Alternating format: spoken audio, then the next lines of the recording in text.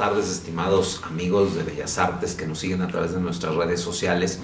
Hoy, viernes 4 de febrero de 2022, tenemos una actividad que nos llena en primer lugar de gusto realizarla y en segundo poder unirnos a una actividad de corte internacional. Y es que hace 100 años nacía una de las figuras más importantes de la investigación musical, de la investigación musicológica, que era el padre José López Calo. Hablar de José López Calo indiscutiblemente es llegar a una de las figuras señeras en el campo de la investigación del sonido. Aquí solo me gustaría hacer una pequeña referencia importante. Cuando nosotros hablamos de música, sobre todo música de concierto, tenemos como entendido nosotros en el siglo XXI que es una música que se ha tocado siempre, que es una música que ha existido y que ha estado ahí, que Bach nunca dejó de tocarse, que Beethoven siempre fue parte de un programa de una orquesta sinfónica, que Mozart se podía poner en un comercial o en una frase publicitaria, o que era algo inherente a la cultura local o a la cultura mundial o universal. Pero esta visión es la nuestra, es la de los seres que caminamos el siglo XX y ahora el siglo XXI. Pero antes la música tenía una situación de desecho. La música se hacía para una actividad específica, que podía ser música para la iglesia o podía ser música para un palacio, para una cuestión de orden social, y esa música se desechaba. Mañana ya no servía, era música que estaba vieja, que estaba obsoleta, que estaba cambiada, y teníamos que ir haciendo música nueva. Por lo tanto, estas músicas se quedan ahí perdidas, y muchos años, muchos siglos después, alguien tuvo que revalorarlas. Alguien tuvo que preguntarse dónde comienza la música. Entonces la musicología es una ciencia relativamente joven. Podemos hablar de unos pocos, más de 100 años que empiezan los procesos musicológicos, vistos primero desde la estética como una parte de la filosofía, no tanto desde la historia misma del sonido, sino desde qué fenómeno estético propiciaba que hubiera música, o cómo era la música que se hacía en 1500, en 1600, en 1700.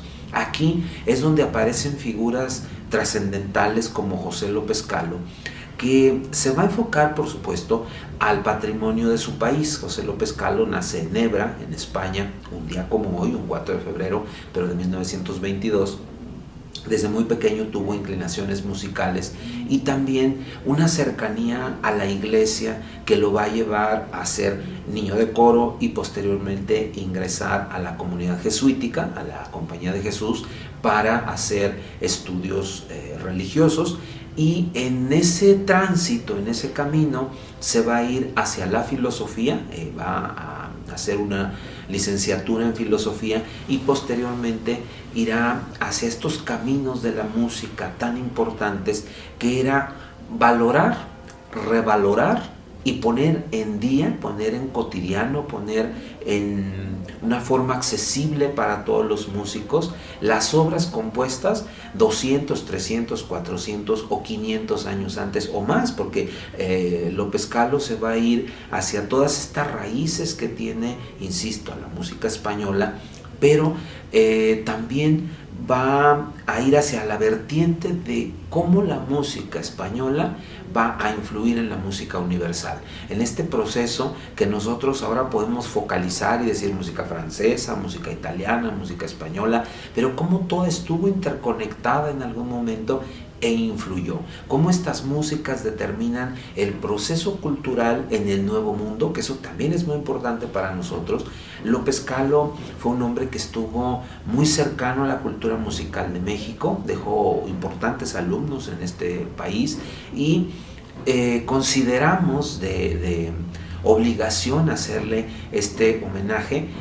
Quiero agradecerle antes que nada a mi casa, Bellas Artes, al Instituto Potosino de Bellas Artes, por haberme permitido esta idea, por haber permitido que hiciéramos este homenaje, que por supuesto lo teníamos pensado en vivo, pero bueno, pues las circunstancias nos mantienen encerrados y tenemos que recurrir a lo virtual, que por una parte pues nos ayuda y por la otra, como siempre, nos va a limitar en algunos aspectos.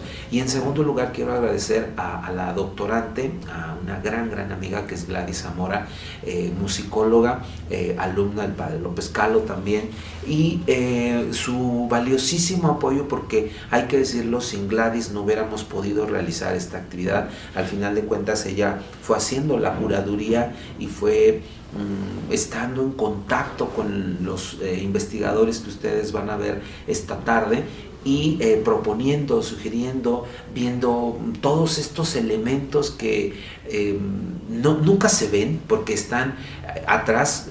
Cuando vemos un evento, un concierto, una mesa redonda, o en el caso de una jornada investigativa, no vemos qué hay atrás. Entonces, homenajear a López Calo, quien además, debo decirlo, fue una persona que conocí, que me impresionaba su conversación, una conversación erudita, pero además apasionado del fenómeno de la investigación. Por eso me pareció que era de rigor poder hacer este homenaje, esta mesa en la que algunos de los miembros de los cuerpos investigativos que tuvieron contacto con el padre López Calo nos van a vertir sus experiencias, nos van a comentar qué era trabajar con López Calo, y es de lo que va a tratar esta jornada investigativa por el centenario del nacimiento de José López Calo.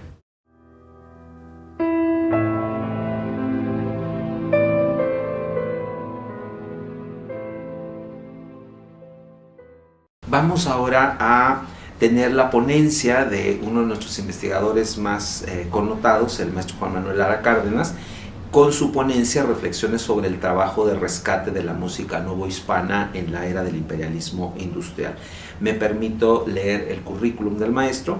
Cursó la licenciatura en canto gregoriano y órgano en el Instituto de Liturgia, Música y Arte Cardenal Miguel Darío Miranda. Llevó a cabo estudios en lenguas antiguas, así como en paleografía musical. Fue pedagogo en diversas instituciones en las cátedras de Historia de la Música, Análisis y Apreciación Musical. Miembro fundador de la Sociedad Musicológica de México, investigador titular del CENIDIM IMBA, donde ha sido transcriptor de obras musicales de los siglos XVI, XVII y XVIII.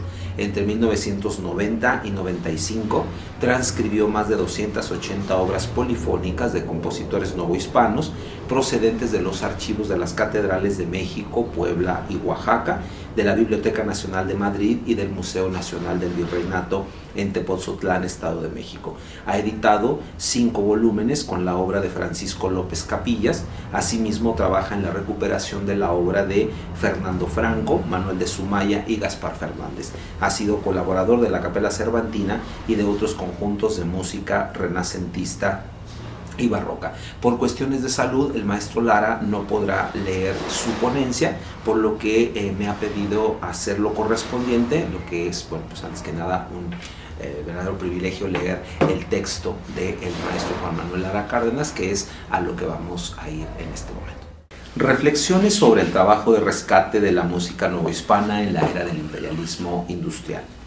¿Estamos preparados para escuchar inteligentemente y disfrutar la herencia musical novohispana que se encuentra en los viejos libros y papeles amarillentos y llenos de hongos de nuestros archivos catedralicios, nosotros, los seres humanos del siglo XXI, en un mundo totalmente distinto al de los siglos XVI, XVII y XVIII? Es un problema actual muy grande y significativo para muchos de los habitantes de este planeta que vivimos en la era del imperialismo capitalista anglosajón, carecer de la capacidad receptiva de los seres humanos del pasado frente a las manifestaciones artísticas de alta calidad, pues estamos condicionados, voluntaria o involuntariamente, a seguir ineludiblemente forzados las órdenes del Gran Hermano, el poder económico mundial con su Miniver, Ministerio de la Verdad, las televisoras y sus voceros y su policía del pensamiento, sus ejércitos invasores, sus guardias blancas, sus paramilitares, sus escuadrones de la muerte que nos dicen qué ver, qué oír, qué pensar, qué leer, cómo hablar, qué escuchar, qué comprar, qué vender, qué comer, qué beber, qué sembrar, qué cosechar, qué vestir, qué aplaudir, qué denostar. La domesticación bovina de las conciencias al mandato de la economía capitalista, dice Javier Sicilia. La cita es en Javier Sicilia, Estamos hasta la madre, Editorial Planeta Mexicana, SADCB. ¿Qué es lo que genera ese poder, sus ganancias estratosféricas y a las que no estamos dispuestos a renunciar? Y nosotros, convencidos de que esto es una suprema demostración de libertad y autoafirmación individual, obedecemos bovinamente, ciegamente estas consignas. La guerra es la paz, la libertad es la esclavitud, la ignorancia es la fuerza. Según el epígrafe de la famosa novela 1984 de George Orwell, 1903-1950, la cita está tomada de la edición de Editorial Destino, Barcelona, España, 2008. Ese poder económico mundial, los banqueros plutócratas, los grandes empresarios, las megacorporaciones transnacionales, todos adoradores del becerro de oro, el 1% de la humanidad metalizados, deshumanizados, egoístas, individualistas, que solo buscan su beneficio personal, que controlan la economía mundial. La superentidad financierista, los llama Alfredo Jalife Ramé, en Bajo la Lupa, en la jornada del 23 de octubre de 2011. Ese monstruoso poder económico mundial no es un invento de la imaginación calenturienta de algún novelista trasnochado, sino una espantosa realidad de pesadilla de nuestra época que ha causado las últimas crisis económicas, como la crisis financiera del 2008 en Grecia, Portugal, Irlanda, España, Inglaterra, Italia, Chile, Estados Unidos. Millones de pobres, millones de desempleados, millones de desahuciados sin casa, millones de hambrientos, millones de analfabetas, que es otra forma de ser pobres, que ha causado desigualdades profundas, descomposición social, auge de la criminalidad, arrasamiento del suelo, del subsuelo, del agua, del aire, el colapso completo del planeta, el desmantelamiento de la vida campesina y la producción agrícola, la degeneración de la educación pública y la cultura, mientras la pandemia que padecemos ha empobrecido a millones de seres humanos. Las fortunas de los 10 más ricos del planeta crecieron 200%, reportan los noticieros cotidianos, tomado de la jornada del martes 18 de enero de 2022. Rex ex hoc tempore numus, cantaban los goliardos del siglo XIII. El rey en esta época es el dinero. Contra este superpoder se han levantado las voces de los indignados de todo el mundo, sobre todo jóvenes en 1000 ciudades de 82 países e incluso en el propio corazón del capitalismo salvaje. Era muy justa la crítica del famoso actor inglés Charlie Chaplin a esta sociedad industrial mercantilista norteamericana en su película Tiempos Modernos. Por esa y otras películas parecidas de crítica social que produjo, dirigió y actuó, fue expulsado de Estados Unidos en 1952. ¿Qué tiene que ver esta alusión al poder económico mundial con la música? ¿Qué del estatus económico-político de un país depende el estatus de la educación y la cultura? Y del estatus de la cultura depende nuestra capacidad o incapacidad de entender y disfrutar el arte, la buena literatura, la pintura, la escultura, la arquitectura, la dramaturgia, la danza y por supuesto la buena música, la genuina música popular y la llamada clásica o académica a falta de otro nombre más apropiado. Los antiguos imperios de la historia, el babilónico, el persa, el romano, el macedónico, el bizantino, el árabe, el mongol, el español, etc., avasallaban pueblos y territorios, se apropiaban de los recursos materiales, pero generalmente respetaban las culturas y las idiosincrasias de los pueblos conquistados, muchas veces admirados por los propios conquistadores. El poeta romano Horacio, 65 a 8 antes de la era común, escribió en el libro segundo de sus epístolas dedicado a su amigo el emperador Augusto: Grecia capta ferum victorem cepit et artes intulit agresti Lacio. Grecia conquistada, conquistó a su feroz vencedor e introdujo las artes en el agreste Lacio.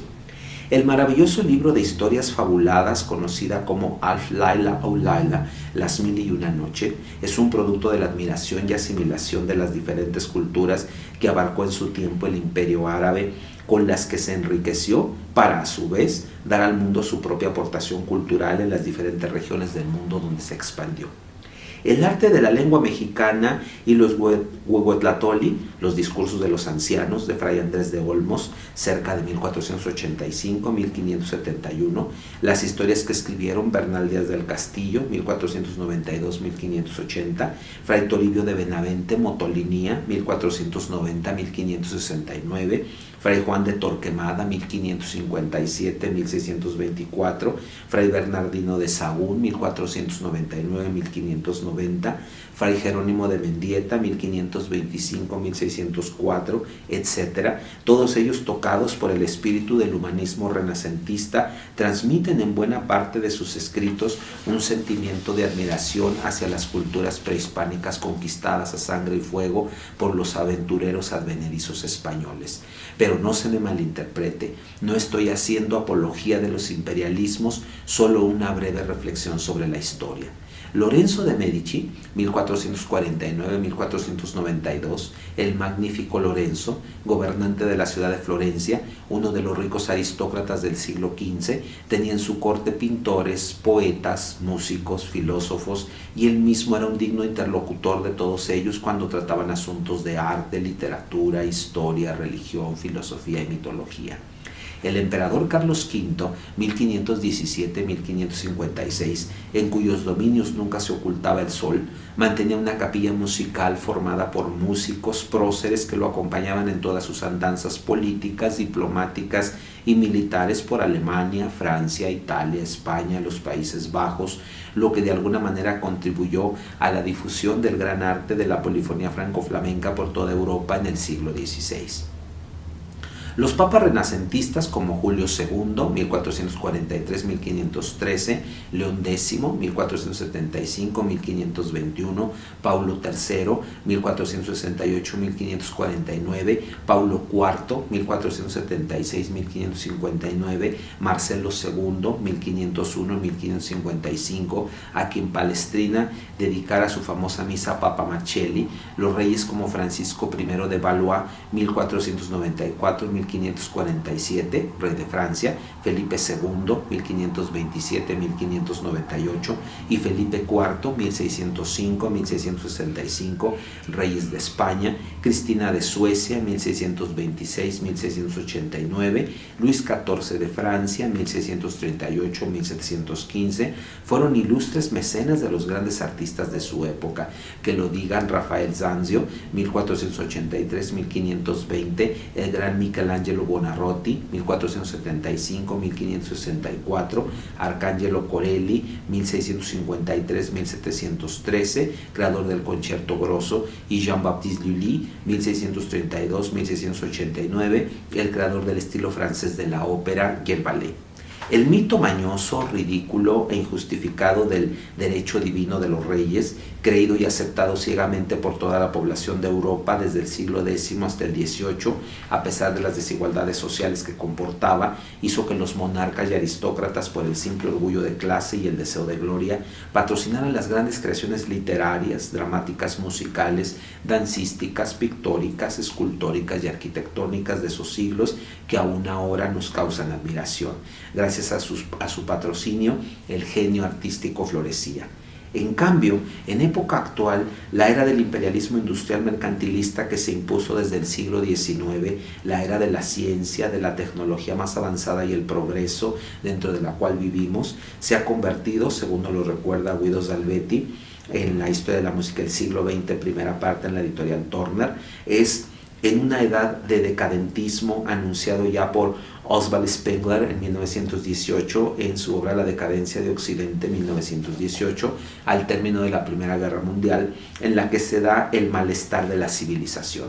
Freud Dixit, con sus aspectos violentos, agresivos, intolerantes, racistas, fascistas y manipuladores, La cultura oficial, la herramienta del gran hermano, impone sus propios mitos, exalta la nueva fuerza de la ciencia y la tecnología, proporcionan a la humanidad para una vida placentera, de puro placer animal, sin metas superiores, desarrollando para ello una psicología de masas, masas asombradas, masas asustadas, masas delirantes, exaltadas, movidas por pasiones primitivas, elementales, instintivas, masas manipuladas por medio de la televisión, el cine, los videojuegos, la tablet, el periodismo industrial, la música industrial, hacia una exaltación enfermiza del individualismo y el hedonismo, para reforzar y justificar el egoísmo criminal y mortífero que ha sido causa de tantas guerras locales y mundiales del siglo XX y las que van del siglo XXI. La guerra es la paz, la libertad es la esclavitud, la ignorancia es la fuerza. Lo que recuerda a aquel mutilado general del franquismo fascista español llamado José Millán Astray, desenfundando su pistola frente al filósofo Miguel de Unamuno en la Universidad de Salamanca el 12 de octubre de 1936, gritando: «Muera la inteligencia, viva la muerte». No solo en la música se refleja este estado mental inducido en la gente, se refleja también en el tipo de espectáculos que le gusta ver. Todo se quiere comunicar, enseñar y aprender por medio de feas caricaturas que en un continuo estado mental de infantilismo, los grafitis con que se ensucia cualquier barda sin respeto por la propiedad ajena, los personajes robóticos de las historietas y las películas, el Nintendo con sus juegos de muerte que divierten a los niños y jóvenes frente a sus padres impertérritos, el cine gore lleno de escenas de cuerpos humanos destrozados, chorreando sangre a borbotones, las imágenes oníricas, fantasmagóricas y macabras con que se decoran las vestimentas y los tatuajes de la piel, el símbolo de la muerte, santa o no, santa, que aparece donde quiera que se dirija nuestra mirada. La gente, en general, ya no es capaz de ver, apreciar y disfrutar las obras del teatro clásico, los dramas y comedias de William Shakespeare, 1562-1616, de Molière, 1622-1673, de Félix Lope de Vega y Carpio, 1562-1625, de Pierre Corneille, 1606-1684, de Jean Racine, 1639-1699, de Pedro Calderón de la Barca, 1600-1681, de Juan Ruiz de Alarcón, 1581-1639, de Sor Juana Inés de la Cruz, 1651-1695, de Alexander Pushkin, 1799-1827, de José Zorrilla, 1817-1893, Henrik Ibsen, 1828-1906, de Anton Chekhov, 1860-1904, etc., ni mucho menos de los grandes dramaturgos griegos, Esquilo, circa 1526, circa 455, Sófocles, 496-406, Eurípides, circa 484-406, Aristófanes, 444-385, tal como las concibieron sus autores. Las obras de los autores mencionados eran representadas en los teatros del Seguro Social en los años 70 del siglo pasado por preeminentes actores como José Gálvez, Ana Ofelia Murguía, Ignacio López Tarso, entre otros, alternados con conciertos sinfónicos dominicales dirigidos por Eduardo Mata al frente de la Orquesta Filarmónica de la UNAM. Los priistas de ahora descalifican al director del Seguro Social de entonces, Carlos Gálvez Betancourt, también miembro del PRI, acusándolo de despilfarrar los recursos de la institución, patrocinando la presentación pública de esas obras de arte. Invertir en la cultura para el pueblo es despilfarrar. Ahora, dichas obras de teatro para los espectadores actuales por fuerza tienen que ser modernizadas, adaptadas al nivel de la incultura y las pocas entendederas de un público mediatizado. Lo mismo que las grandes obras musicales, las óperas ya no se enmarcan en escenarios y vestuarios propios de la época histórica, mitológica o legendaria que representan. Los personajes históricos, míticos y legendarios ahora aparecen como policías, futbolistas, beisbolistas, boxeadores, ballet parkings, etc. Los personajes de la tetralogía El Anillo del Nibelungo de Richard Wagner, 1813-1883, dioses y héroes legendarios de las sagas germánicas medievales, ahora disfrazados de corredores de bolsa, banqueros, hombres de negocios, empleados de fábrica. Ver el anuncio de programas musicales en musicaenmexico.com. Igualmente las grandes obras musicales sacras como los oratorios El Mesías de Friedrich Händel, 1685-1759, La Pasión según San Mateo de Johann Sebastian Bach, 1685-1750, entre otras, se acompañan ahora ignorante, irracional e injustificadamente con ballet como señuelo para atraer al público inculto.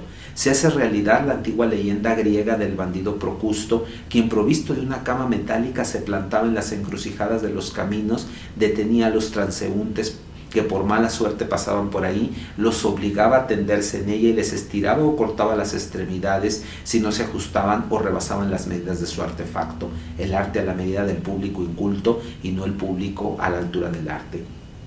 Antes que Orwell, ya desde el siglo XVI, Etienne de la Boétie, 1530-1563, amigo del filósofo francés Michel de Montaigne, 1533-1592, en su breve texto sobre la servidumbre voluntaria, analiza con agudeza el fenómeno del poder que tiraniza a los pueblos con la propia complicidad de ellos, mencionando 5 elementos que inducen al ser humano a arrodillarse ante el poder que lo desprecia, que en principio no son las armas y la violencia, sino instrumentos de sedación y seducción sutil. Esto lo cita Fabrizio Andrella, El tirano democrático y la libre servidumbre, en su ensayo En la jornada semanal, suplemento cultural de la jornada del 16 de octubre de 2011. Estos elementos son la costumbre, la ignorancia, la atomización social, la diversión, el carisma construido con el engaño. Sobre la costumbre, comenta la Boétie, ejerciendo un dominio irresistible sobre todos los actos de nuestra vida, parece que ninguno ha puesto tanto empeño como en enseñarnos a ser esclavos. Con la práctica frecuente de la conducta inducida, hemos adquirido el hábito de tragar sin encontrar amargo el veneno de la esclavitud. Fin de cita. Sobre la diversión dice: teatros, juegos, farsas, espectáculos, gladiadores, animales extraños, medallas, etc., fueron para los pueblos antiguos los incentivos de la esclavitud, el precio de la libertad, los instrumentos de la tiranía. Fin de cita. Ahora nosotros decimos shows mediáticos, Grammys latinos, Fórmula 1, campeonatos de fútbol, copas del mundo, concursos Miss Universo, etc. Sobre el carisma construido con el engaño, basta escuchar los mensajes de los diputados, senadores y demás funcionarios públicos informando sobre sus propuestas y trabajos en favor de la población. Stephen Bantu Biko, 1946-1977, activista anti-apartheid, asesinado en África en 1977, decía: la mejor arma en manos del opresor es la mente del propio oprimido. Simone de Beauvoir, 1908-1986, filósofa francesa, decía: el opresor no sería tan fuerte si no tuviera cómplices entre los propios oprimidos. Fin de cita. Y Antonio Gramsci, 1891-1937, el gran filósofo italiano, decía: el descuido indolente es la antesala de la servidumbre. La indiferencia, la incapacidad de percibirse uno a sí mismo como protagonista del destino propio y colectivo y parte de la historia, desemboca en la sumisión voluntaria. Quien verdaderamente vive no puede dejar de ser ciudadano y partidario, es decir, toma partido, porque vivir es tomar partido. Aquel que deja que el mundo o el país en que vive escoja para él su plan de vida no tiene necesidad de otra facultad más que la imitación simiesca. Fin de la cita. Volvamos a la Boétie, que nos dice: resolveos a no servir y seréis libres. No se necesita para esto pulverizar el ídolo, será suficiente negarse a adorarlo. El coloso se desploma y queda hecho pedazos por su propio peso cuando la base en que se sostiene desaparece. Fin de cita. Arundhati Roy, 1961, periodista, escritora y activista hindú, en su artículo Cómo enfrentar al imperio, dice: Nuestra estrategia debe ser no solo enfrentar al imperio, sino también sitiarlo, privarlo de oxígeno, avergonzarlo, burlarnos de él, con nuestro arte, nuestra música, nuestra literatura, nuestra alegría, nuestra lucidez, nuestra persistencia. El imperio mercantil colapsará si nos negamos a comprar lo que nos venden, sus productos chatarra, sus ideas, su versión de la historia, sus guerras, sus armas, su noción de inevitabilidad. Fin de cita. Octubre de 2011, el pintor Pedro Friedberg, 1936, y amigo y alumno de Matías Geritz, comenta a la pregunta de una periodista que lo entrevista: el arte es el reflejo de la sociedad de una época. Ahora la gente no tiene mucha cabeza, ni mucho corazón, ni mucha fe, ni nada de filosofía. Todo es consumismo y materialismo. En la Edad Media, prosigue Friedberg, la función del arte era sagrada. Pintar una obra religiosa bien pintada que quedaba en una iglesia para que durara siglos, para que la gente se enamorara de esa obra, como sucede con la Virgen de Giovanni Bellini, 1430-1516, en la Catedral de San Marcos de Venecia, una Virgen tan exquisitamente bien pintada que uno casi se vuelve monje en ese momento. Eso era cuando el arte valía la pena, pero eso ya no existe. La fealdad es la reina de esta época. Es el culto a la fealdad. Todo tiene que ser feo. Las películas deprimentes, los jóvenes se visten con harapos, lo más elegante es vestirse con un pantalón lleno de agujeros, desgarrado. Es una época de mucha confusión y muy triste. Quizá nunca salgamos de ella. Fin de cita. ¿Por qué comento todo esto? Porque, como dije al principio, una de las consecuencias de la cultura degradada de la era del imperialismo industrial mercantilista es la incapacidad general, inducida por la mass media, para disfrutar de las obras de arte genuinas que han resistido el impacto del tiempo destructor, al revés de las modas efímeras. Como resultado de esa conducta inducida por el impacto de la propaganda comercial, la gente en general, con las honrosas y afortunadas excepciones de siempre, no busca en la música más que el brincoteo y el chacoteo, el entretenimiento banal, orangutanesco como meta máxima, única y última, como si el arte y la cultura en general no tuviesen ideales y metas más altas, significativas y gratificantes para el crecimiento personal del ser humano. Si la música no induce al brincoteo y al chacoteo, entonces no es digna de atención, pues resulta aburrida, somnífera, relajante, como se dice ahora. La producción masiva industrial de esta música chatarra también se refleja en las ganancias estratosféricas que obtienen los entretenedores de masas que la gente toma por verdaderos músicos, comparativamente con lo que se paga a los trabajadores del verdadero arte. La demanda de entretenimiento banal es mayor que la demanda de verdadero arte, una diferencia insoslayable marcada por las leyes de la mercadotecnia, la oferta y la demanda. Jugar fútbol es mejor pagado que construir los cimientos y las paredes de una casa. El futbolista mejor pagado que el albañil, aunque sus respectivos trabajos no tengan la misma importancia y trascendencia para la vida individual, familiar y social saludable y digna. Curiosamente, la música comercial necesita de una gran parafernalia, toneladas de aparatos electroacústicos, luces giratorias deslumbrantes, agresivas a la vista, imágenes prefabricadas con su correspondiente mensaje subliminal, gestos y contoneos ridículos repetidos hasta la náusea, videos aburridos y un sonido estruendoso, agresivo para el oído, todo para encubrir su enorme pobreza y vacuidad. El contrario de la verdadera música. La buena música solo necesita la interpretación responsable, fiel y expresiva que hacen los verdaderos músicos bien formados. Entonces, ¿qué objeto tiene la labor de alguien que rescata obras musicales del pasado de los viejos libros y papeles de los archivos catedralicios, si dadas las condiciones culturales de la sociedad actual no hay quien las pueda apreciar y disfrutar en su justo valor por el condicionamiento mental predominante, ya que no entusiasman a las masas acostumbradas al brincoteo y al chacoteo? Aquí resalta otro problema social, la falta de una educación artística promovida y sostenida por el Estado. Hacia los años 50 del siglo pasado existía la clase de educación artística, por lo menos en las escuelas secundarias oficiales y en algunas primarias de escuelas privadas. Por supuesto, desde los ministerios públicos la educación artística nunca fue considerada fundamental para el desarrollo del ser humano como en la antigua Grecia. siempre fueron más importantes las matemáticas, la física, la química. La clase de educación artística, artes plásticas y música, era como los talleres opcionales de carpintería, cocina, corte y confección, electricidad, plomería, etc.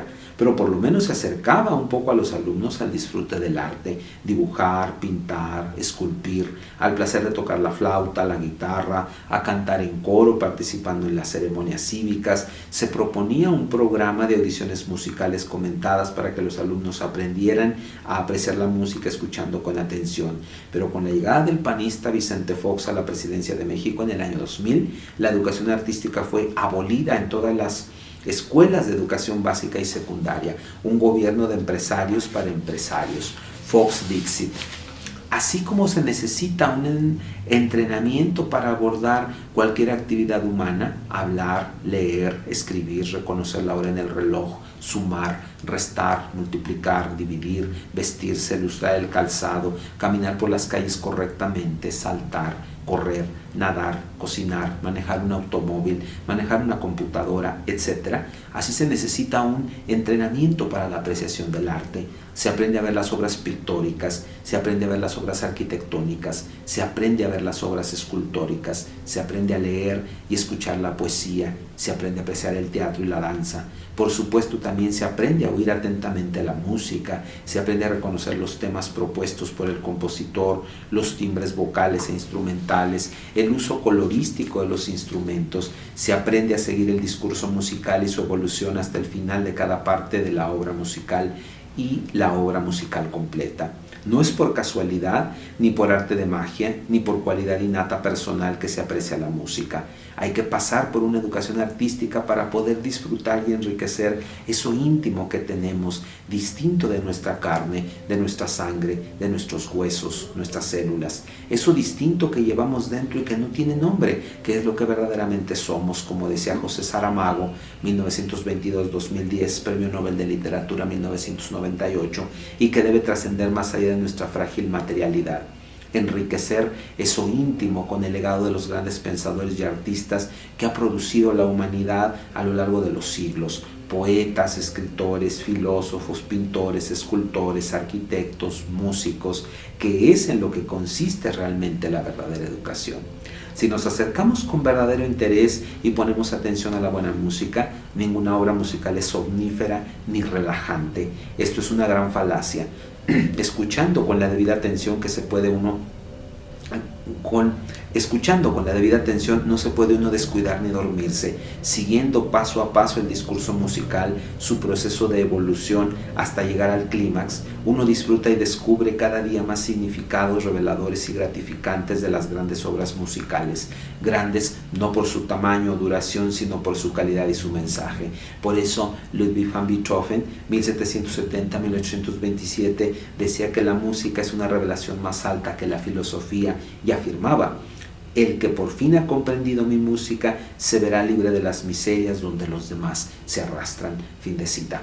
También debería haber alguna forma de indignación y rechazo a la simple búsqueda de entretenimiento banal, orangutanesco con la música, y no complicidad disque para ganar la simpatía del público ígnaro.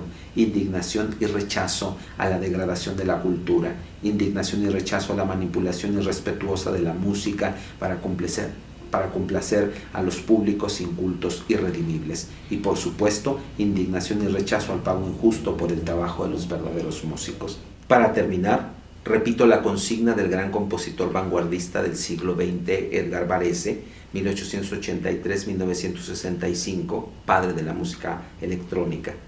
Debemos trazar una línea divisoria entre el entretenimiento y el arte. Juan Manuel Lara Cárdenas, Jornadas Musicológicas en homenaje al padre José López Calo, febrero de 2022. Vamos ahora a recibir al maestro Francisco Eiras con su ponencia Los 4 puntos cardinales de la guitarra, influencia de Bermudo, Sor, Aguado, Torres y Segovia en la evolución del instrumento. Francisco Eiras nos va a poner en el contexto de la investigación desde su instrumento, que es la guitarra, y también será esta línea investigativa uno de los acercamientos al trabajo del padre José López Calo desde los procesos de investigación de la música hispana. Vamos entonces a escuchar a Francisco Eiras con su ponencia. Primeramente, quería agradecer al Instituto Potosiano de Bellas Artes la organización de esta jornada investigativa por el centenario de José López Calo, al comité organizador encabezado por Luis Fernando Padrón y sobre todo a Gladys Zamora Pineda por acordarse de mí, al curso Música en Compostela por darme la oportunidad de conocer a una persona tan especial como fue el padre Calo, también a su hermana María Teresa Calo por su amistad y cercanía y a mi mujer Teresa Bretal, que siempre está a mi lado apoyándome. He tenido la gran suerte de ser una de las personas que conoció personalmente al padre Calo, gracias al curso de Música en Compostela. Si no me permiten, le relataré dos pequeñas anécdotas. La primera, el día que lo conocí, fue en un curso en el que me había matriculado pero no había asistido por circunstancias personales, y se acercó preocupado, mostrándome pues precisamente eso, una preocupación por mi situación y por las circunstancias de mi no asistencia.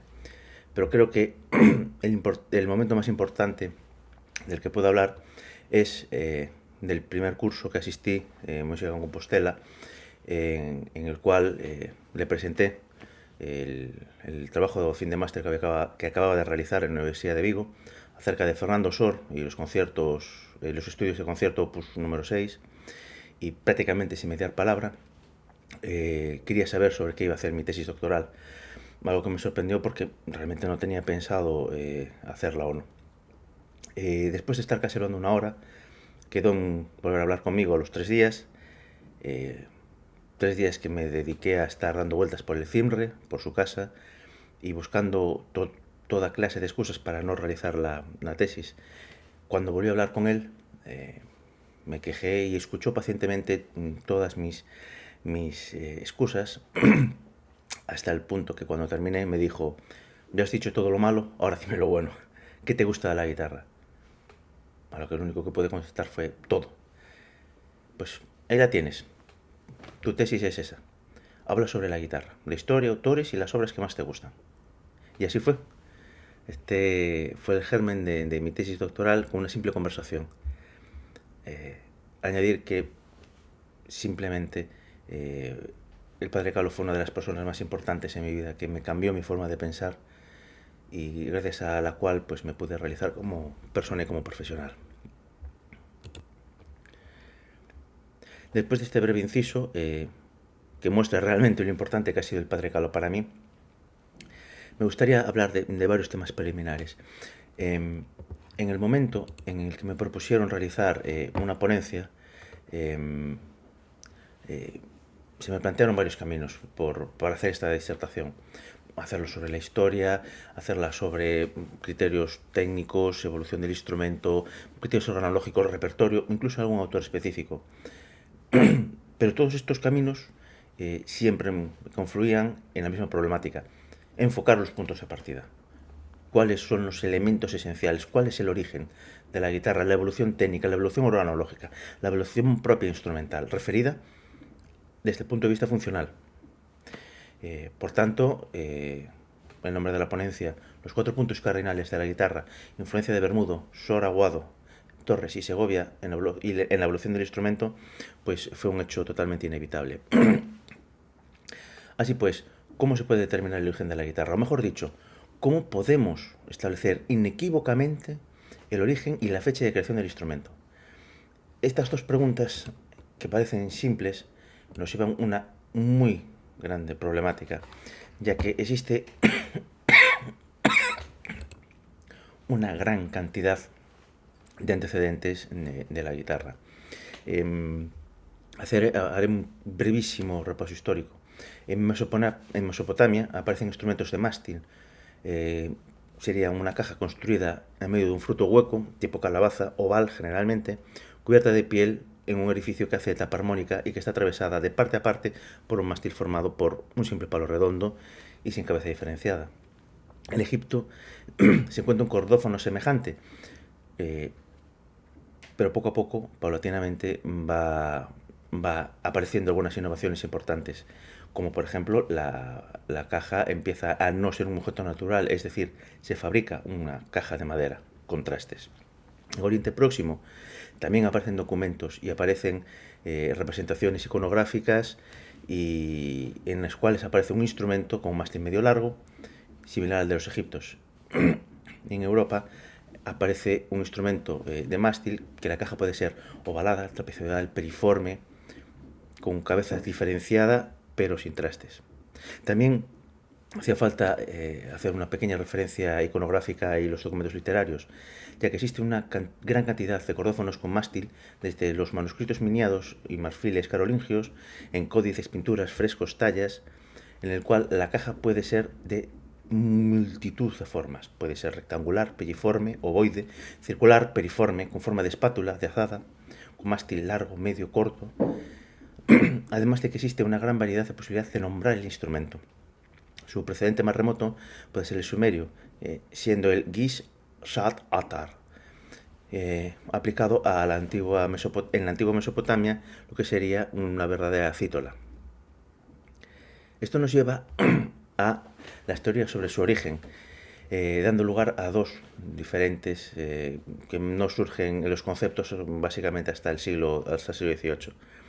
Las teorías fundamentales, la primera establece que es una procedencia exclusivamente árabe del instrumento, mientras que la segunda habla de un origen encontrado entre las culturas greco-romana y la árabe. Mientras que la primera defiende que fue desarrollada por los árabes y llevada a la península ibérica, siendo una explicación más concreta y documentada por los historiadores, estableciendo un origen en el asentamiento de los árabes en el siglo VIII, la segunda sostiene que este instrumento proviene de formas musicales grecolatinas y cristianas que llegaron a la península ibérica por el sur de Europa. Se la asocia mucho a la quítara griega que aparece en Oriente Medio y extraída por los griegos en esas épocas. Evidentemente siempre hay elementos que no podemos explicar, como la estela funeraria de Lutatia Lupitia en el siglo I o principios del siglo II, en la cual dice Lutatia tenía 16 años cuando falleció y era la luna de Lutatia Severa. Es una estela funeraria en la que aparece una figura femenina portando un instrumento en forma de 8, con mástil, trastes y 4 cuerdas, es decir, lo que sería una guitarra. Todo implica una gran cantidad de variables que tenemos que tener en cuenta, pero evidentemente necesitamos un primer punto de partida.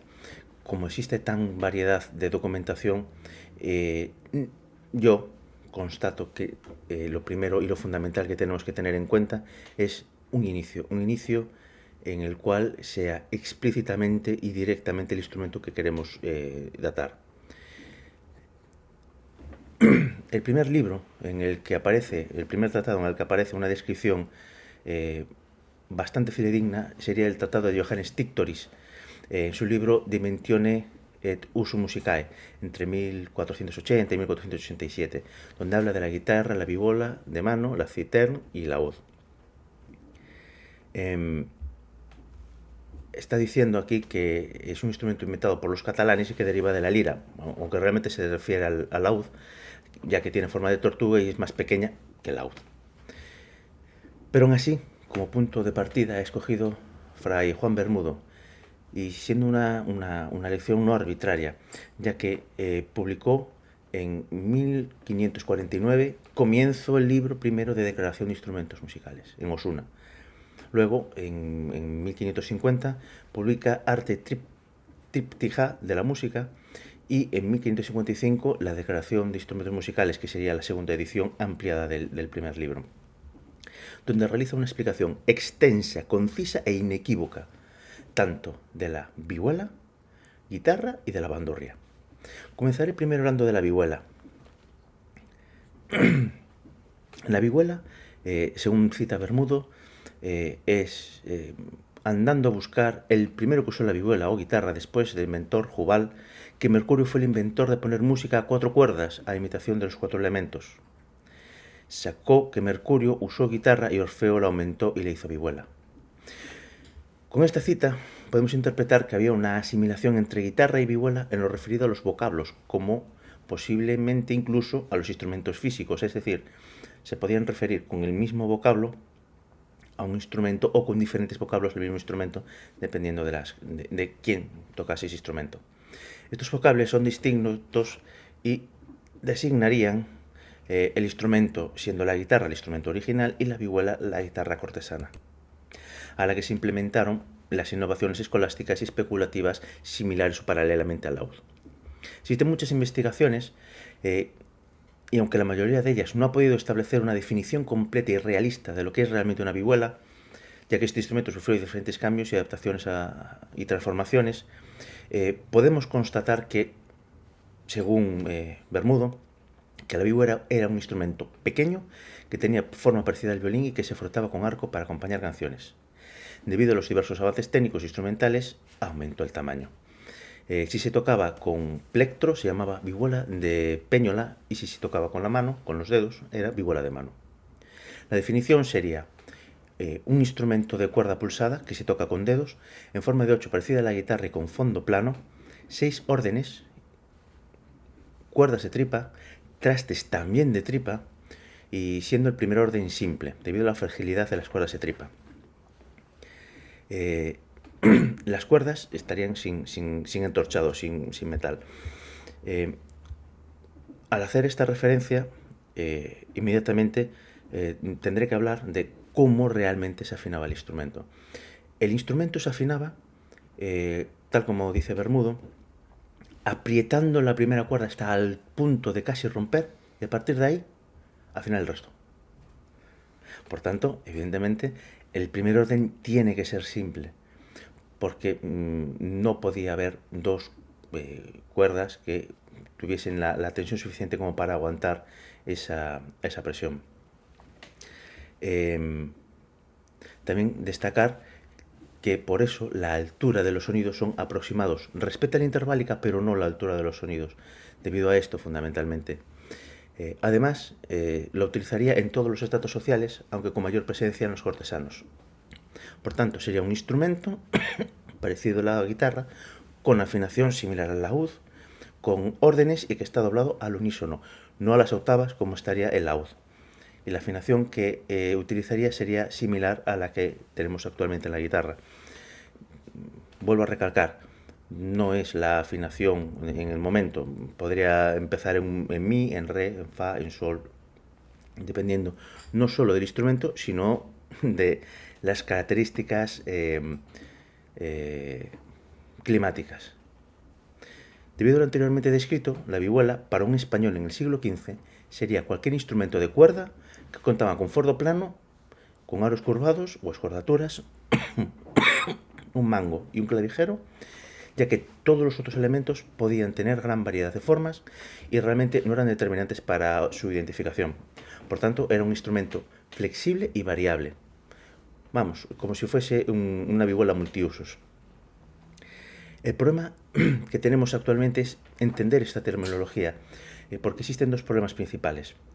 La necesidad de encasillar en sistemas modernos la clasificación, es decir, un instrumento, una palabra, identificación concisa, y luego que tratamos de clasificar las primeras vihuelas como las vihuelas del siglo XV, ya que hubo una evolución muy grande entre los primeros y los últimos casos de vihuela. Hablar de guitarra de 4 órdenes, estamos hablando de un instrumento, tal y como aparece en la Declaración de Instrumentos Musicales, que consta de cuerda pulsada, se toca con dedos en forma de 8 parecida al fondo plano pequeño. Existían dos técnicas de tocar la guitarra, raseado o pinzado, es decir, con acordes y utilizado como si fuese un instrumento, un idiófono, con diferentes alturas, o como si fuese un instrumento solista. Está realmente bien explicado, ya que existen 3 capítulos enteros a partir del folio 96, donde está descrito la guitarra con los siguientes títulos: de las guitarras que se usan ahora, de una guitarra antiquísima y de otra nueva, y por último, de otra guitarra nueva. Por tanto, directamente podemos afirmar que con estos capítulos la terminología es un poco ambigua. Insisto, 4 órdenes: el primer orden simple, trastes móviles de tripa igual que la vihuela, la altura de los nidos es aproximada, la cabeza de pala tiene clavijero por presión y tiene una afinación que varía entre la afinación a los viejos o a los nuevos. La de los viejos tendría un intervalo de quinta y a los nuevos un intervalo de cuarta en la zona grave. Al tener menor tamaño, a veces se le llama guitarrilla. Por ejemplo, Covarrubias, en su Tesoro de la Lengua Castellana, en 1611, dice que la guitarrilla equivale a guitarra pequeña de 4 órdenes. En principio, también coexiste esta guitarra de 4 órdenes con la guitarra de 5 órdenes, que ni más ni menos que es una ampliación de este instrumento. Estaríamos hablando de que tiene las mismas características y que la única diferencia es que se le añade una orden que puede ser a los altos o a los bajos, es decir, una nota en la zona superior o en la zona inferior. Se le atribuye a Vicente Espinel, pero ya el propio Bermudo habla de la imposibilidad de esta invención, ya que el libro de Relación de Instrumentos Musicales es de 1555 y Vicente Espinel nace en 1550. Por tanto, con 5 años no es posible, no es viable que pueda realizar esta aportación. La afinación a los altos, estaríamos hablando de una nota en la parte superior, siendo prácticamente la afinación de una guitarra actual sin la sexta cuerda y con la tercera en fa sostenido, mientras que a los bajos estaríamos hablando la posibilidad de tener la sexta en la cuarta y la quinta orden afinadas a la octava, tal y como estaría en el laúd. También existen otras afinaciones, incluso el propio Bermudo habla de una guitarra de 6 órdenes, aunque tampoco está demostrado ni existen otras documentaciones que así lo corroboren. Después de esta pequeña exposición se puede establecer no el origen real ni la fecha de creación del instrumento nombrado como guitarra, pero sí se puede constatar que la primera descripción inequívoca y realista del instrumento como su funcionalidad y funcionamiento es la que realizó Bermudo. El segundo punto cardinal de mi exposición trata sobre las características técnicas. Como dos autores españoles, Fernando Sor y Dionisio Aguado, establecen una evolución técnica incomparable en la historia, teniendo en cuenta que años antes, estoy hablando de unos 10-15 años antes, aún se estaba tocando la guitarra de 6 órdenes con tablatura, y en un espacio de 20 años se pasó de utilizar tablatura para guitarra de 6 órdenes a notación mensural para guitarra de 6 cuerdas. Fernando Sor publica el Tratado de Armonía aplicado a la guitarra y su método de guitarra en París en 1930, mientras que Dionisio Aguado publica obras como la Colección de Estudios para Guitarra en 1820 y la Escuela para Guitarra en 1825, teniendo un nuevo método de guitarra en 1830. La preocupación principal de Aguado era la técnica, el trabajo sobre el instrumento, no siendo un compositor tan prolífico como Sor, aunque utilizaba sus composiciones con función pedagógica, mientras que Sor buscaba y explicaba de forma razonada y estructurada cada uno de los elementos técnicos, físicos y musicales que afectan a la interpretación de la guitarra, siendo el manual básico y esencial en la biblioteca de cualquier guitarrista. Las aportaciones principales que nos aportan estos dos autores empieza con una pequeña discusión o una pequeña confrontación entre ellos por el uso de las uñas o el uso de las yemas. Seguimos utilizando en esta época cuerdas de tripa y por tanto el uso de uñas puede facilitar o no la producción del sonido. Fernando Sor estaba a favor del uso de las yemas, es decir, sin uñas, ya que producía un sonido lleno, puro, sensible, aunque le restaba brillo y no lo ayudaba al virtuosismo. Pero en cambio era un sonido que transmitía más dulzura, más sensibilidad. Mientras que Dionisio Aguado era partidario del uso de uñas, en parte influenciado por su maestro, el padre Basilio, ya que producían un sonido limpio, metálico y dulce, permitiendo un mayor despliegue técnico debido a un control mejor del sonido que provocaba un virtuosismo mucho más brillante. Ahí partimos de las diferencias. Luego tenemos las similitudes. Más o menos, con mayor o menor acierto. Lo primero que establecen los dos, ambos, es la libertad del brazo y de la mano izquierda. Es decir, la mano izquierda no se tiene que utilizar para sostener el instrumento. El instrumento, para Dionisio Aguado, debería ser recogido en un triposidón, es decir, en un soporte específico, mientras que para Sor, apoyado en una mesa o de alguna forma en la pierna, para no tener que utilizar este brazo izquierdo a la hora de sostenerlo, lo que provoca pues efecto en cascada, es decir, el pulgar de la mano izquierda no tiene que estar en el mástil, sino que se coloca en medio del mástil, ya no toca en la parte superior para hacer algunos bajos.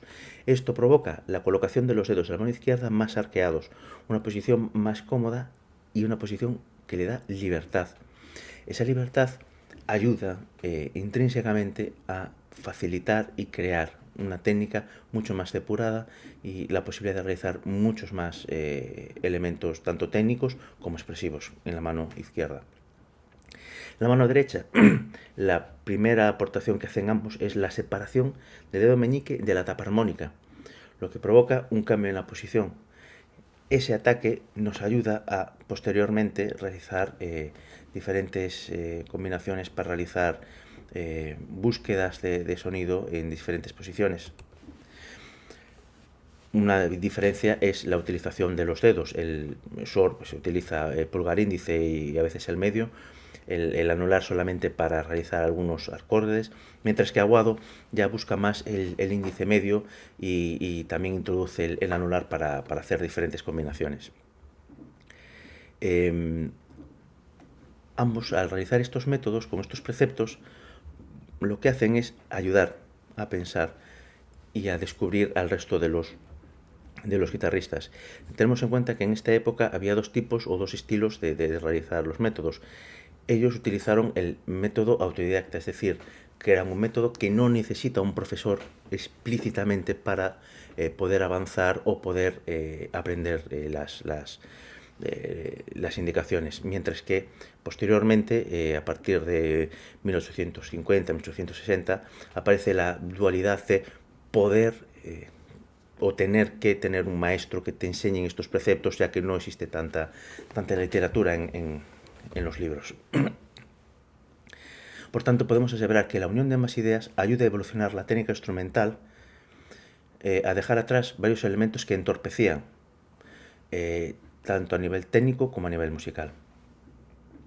Estos puntos de partida son los que los guitarristas coetáneos y posteriores utilizan para evolucionar la técnica, ya que gracias a esto mejora sustancialmente.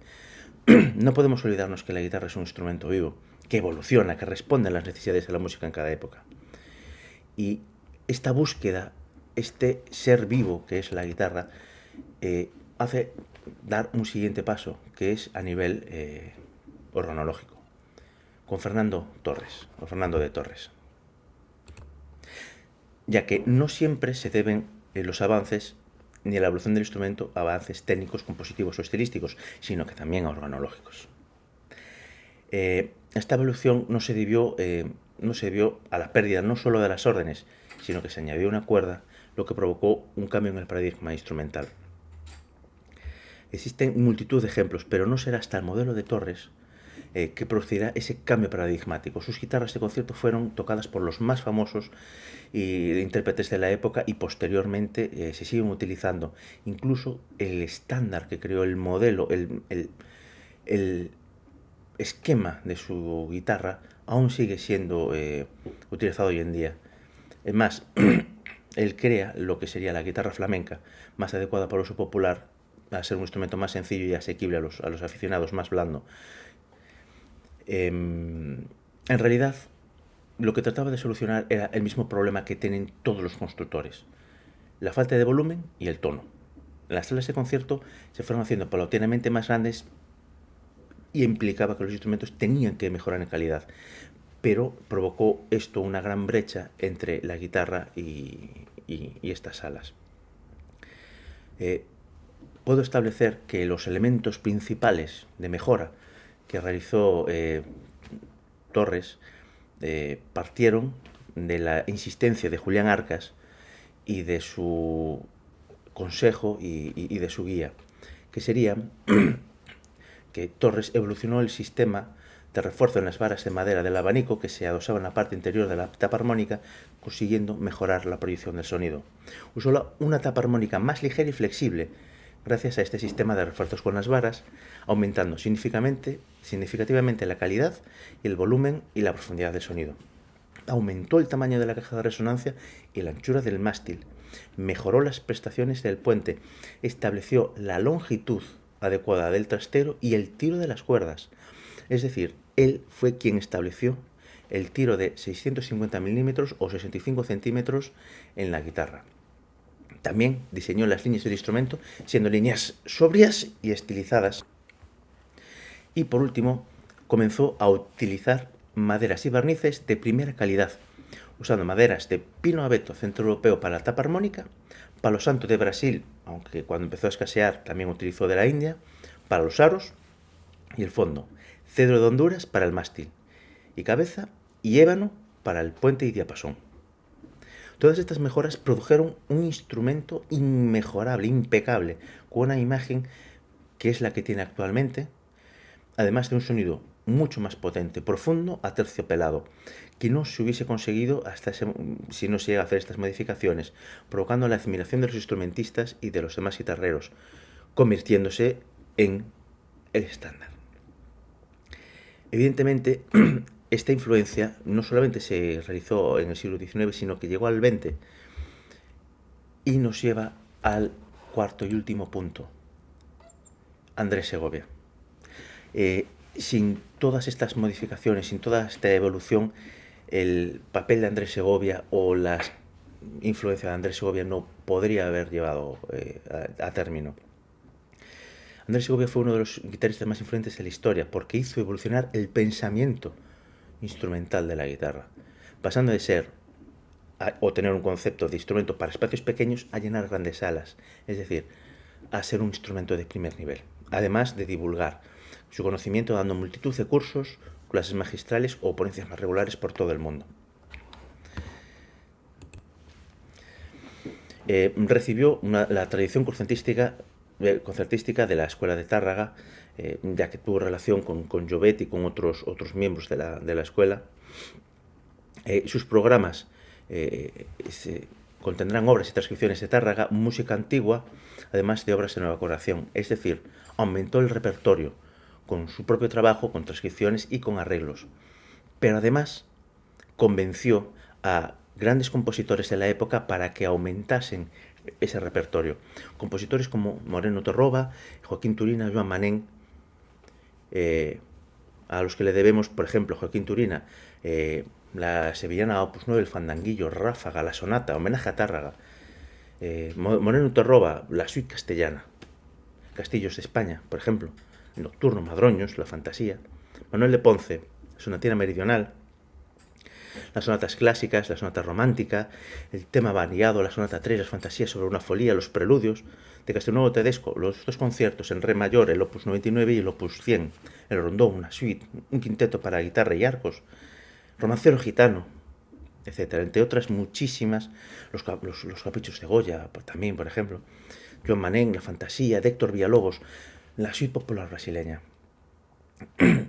Estamos hablando de que, no sé si se ha acordado de decir, que estos estudios, los estudios de Villalobos, crean una separación en la historia de la guitarra, ya que de los compositores que escribieron para Segovia fue el único que partió del conocimiento intrínseco de la estructura del instrumento, creando un lenguaje individual con una lujuriosa paleta armónica y un claro compromiso por la innovación en el discurso musical.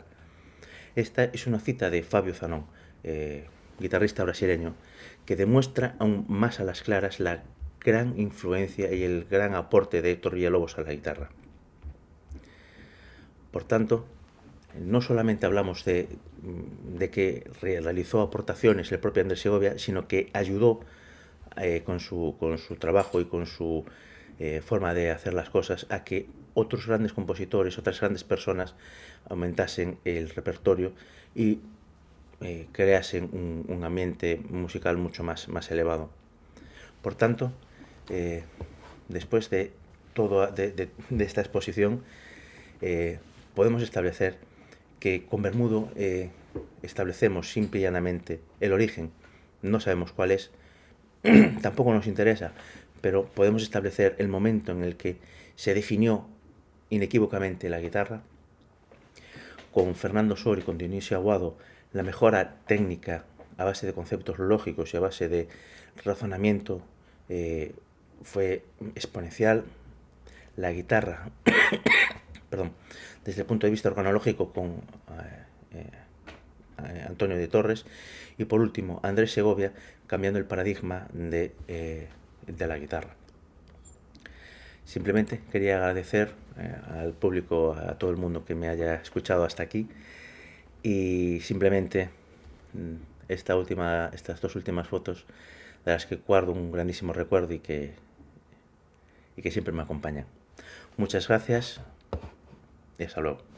Pues qué bueno que permanezcan con nosotros, estimados videntes, no sé cómo llamarles, amigos del Instituto Potosino de Bellas Artes y de algunas otras instituciones que nos están sintonizando el día de hoy en esta jornada investigativa José López Calo por el centenario de este gran musicólogo. Y tras haber escuchado la disertación de Francisco Eiras, vamos ahora a escuchar a Mónica Paola Aguilera Certuche con su ponencia La inclusión de la musicología hispanoamericana en la bibliografía y los repertorios de las escuelas de música profesionales. Mónica Paola Aguilera Certuche es licenciada en canto por la Escuela Superior de Música del IMBA, maestra en musicología con mención honorífica por la UNAM, forma parte de la plantilla docente de la Escuela Superior de Música desde 2014 y del Colegio Francisco López Capillas desde 2016. Ha colaborado en la catalogación de los libros de coro y papeles de música de la Catedral de México y en el proyecto Músicos y Músicas del Exilio Republicano Español en México, y elaborado el catálogo de obras vocales del maestro Felipe Ledesma.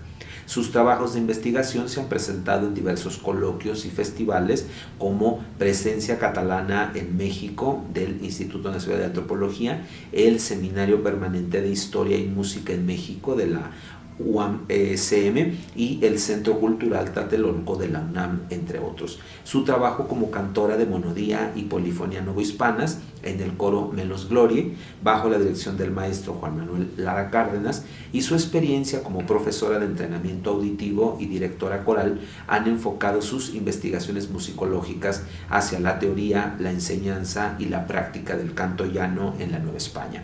Realizó la investigación para la colección de libros Educanto, publicados por la Escola Cantorum de México. Es coautora de los cuadernos de entrenamiento auditivo Escucha, Imagina, Representa, volúmenes 1 y 2, así como directora de la cantoría de niños de la Escuela Superior de Música del IMBAL.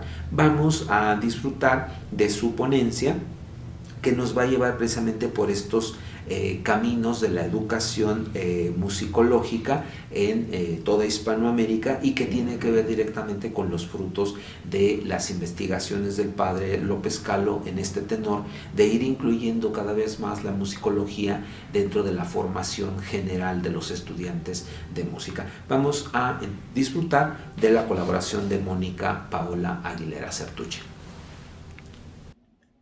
Hola, mi nombre es Mónica Paola Aguilera Certuche. Soy cantante, musicóloga y docente en la Escuela Superior de Música. En primer lugar, quiero agradecer la invitación y felicitar a los organizadores de las jornadas musicológicas en conmemoración del natalicio del padre José López Calo por abrir este espacio para conversar.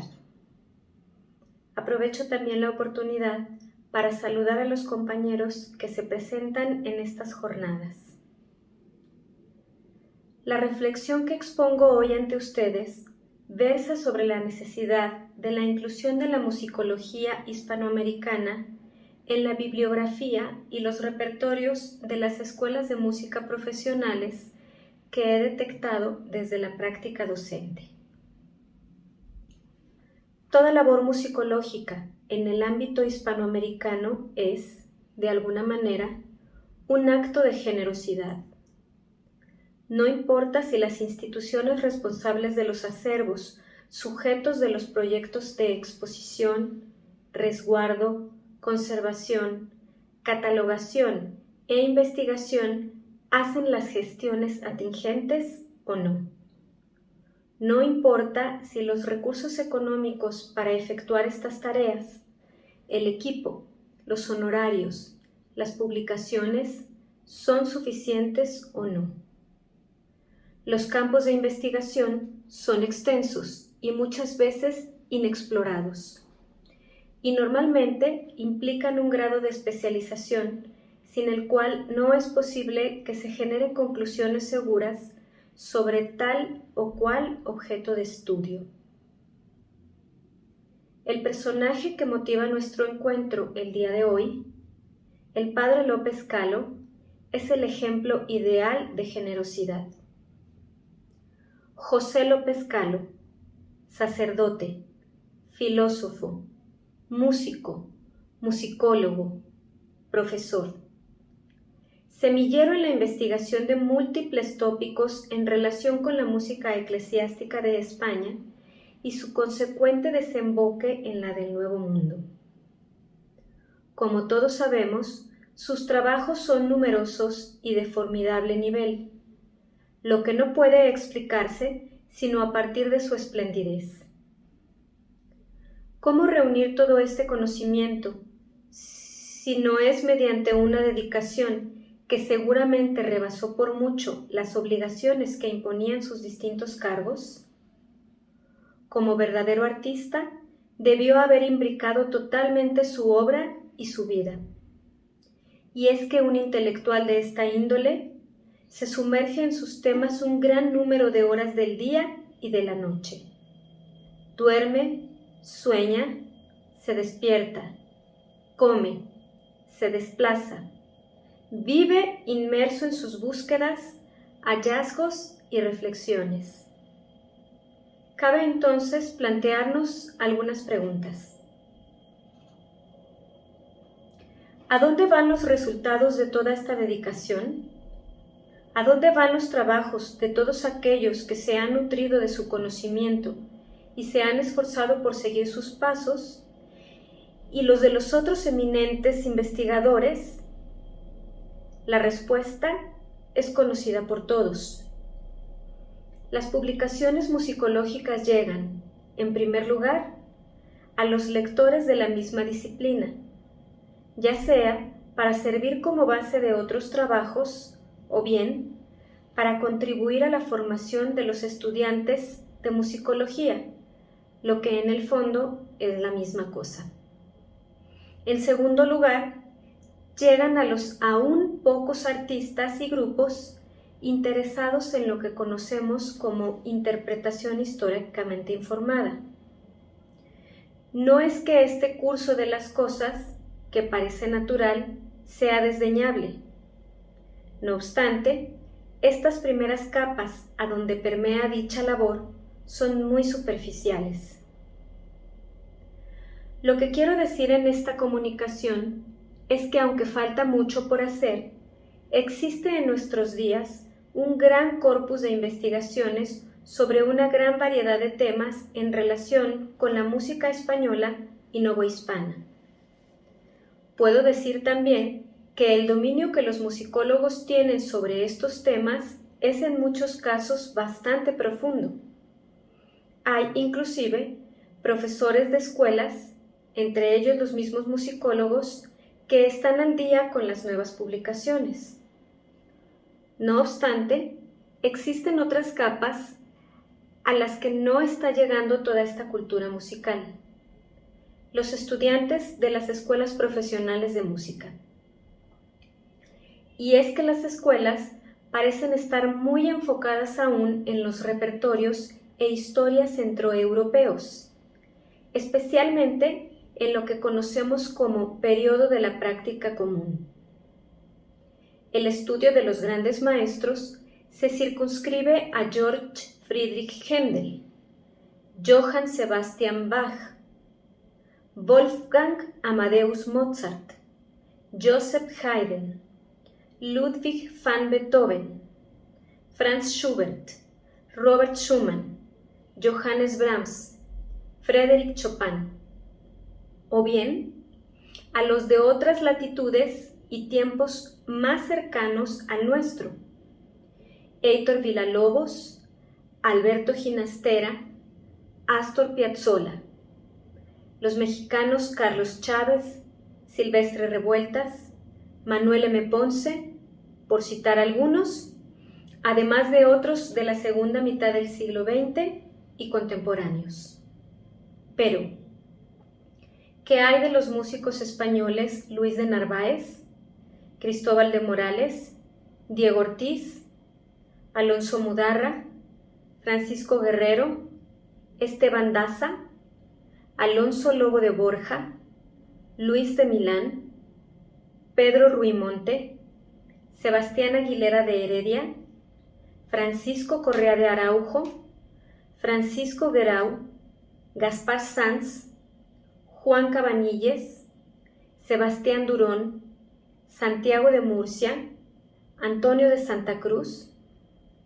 ¿Qué hay de los que desenvolvieron su arte en la Nueva España? Hernando Franco, Francisco López Capillas, Gaspar Fernández, Juan Gutiérrez de Padilla, Antonio de Salazar, Manuel de Sumaya, Ignacio Jerusalén, Antonio de Juanas, Juan Matías de los Reyes, Vicente Ortiz de Zárate, Santiago Biloni, entre otros?